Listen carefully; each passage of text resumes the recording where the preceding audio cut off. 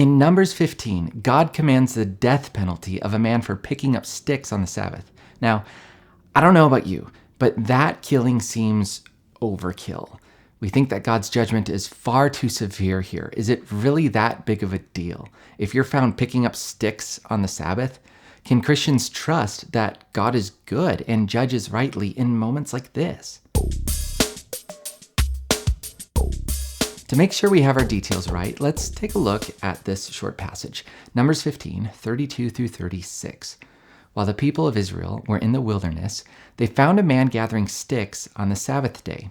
Sticks, by the way, could also translate as wood. Maybe he was building a fire, I don't know. And then Sabbath, if you don't already know, was a day of rest once per week commanded by God. Some of you may need to adopt that wisdom for your own life. Okay, reading on. And those who found him gathering sticks brought him to Moses and Aaron and to all the congregation. They put him in custody because it had not been made clear what should be done to him. And the Lord said to Moses, "The man shall be put to death. All the congregation shall stone him with stones outside the camp."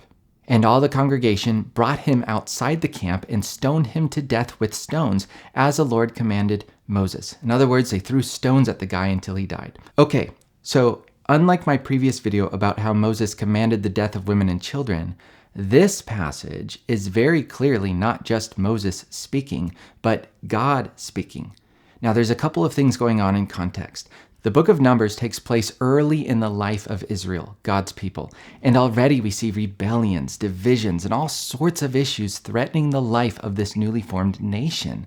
They didn't trust God would give them land. They wanted to return back as slaves in Egypt. Some leaders were challenging the authority of Moses. The rebellion of Korah and others is about to take place.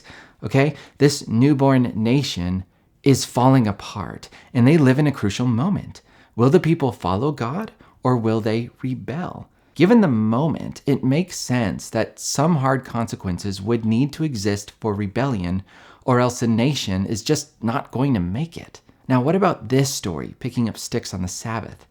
Well, since rebellion was a big theme in Numbers, many theologians suggest that this act to work on the Sabbath was not just a simple slip of disobedience.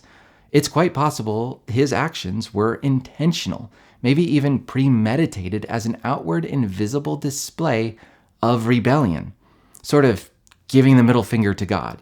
He should have known that the penalty for breaking the Sabbath was death, according to Exodus 35:2, and therefore an extremely serious offense against God. In fact, right before this passage about picking up sticks, we are taught the difference in penalty for someone who unintentionally sins and someone who intentionally sins. The one who intentionally sins is said to be cut off, which probably means that they are to be kicked out of community with the people. That's when us readers are immediately introduced to this guy picking up sticks. He is both intentionally sinning and breaking the Sabbath, two violations which have different consequences. Hence, the people don't know what to do. They hear from God, and the man is killed for breaking the Sabbath in accordance with Exodus 35:2. Now, at this point, you might be thinking, okay, there's more to the story than I originally noticed. It's making a little more sense when you realize the offender would have known about the death penalty and that this wasn't an honest mistake and rebellions needed to be controlled or else a nation would fall apart. I get it. But to kill the guy still seems overkill. That's fair. It's no secret that the severity of God's judgment is strong and loud, especially in the Old Testament, but also in the New. I did a video on the severity of God's judgment to help us think about this, so I hope you'll check it out. I'll drop the link in the comments. Hope that helps. Thanks for watching, and I'll see you in the next video.